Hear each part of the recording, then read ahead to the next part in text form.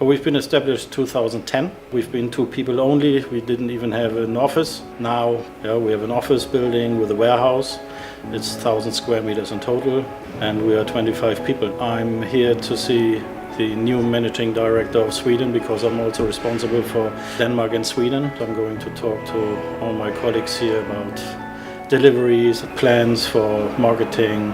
I'm here for the induction to learn a little bit more about ASAFE.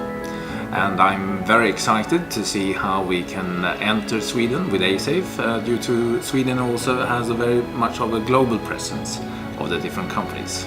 So could you tell me a little bit when you started as managing director, what are really your biggest outtake of that?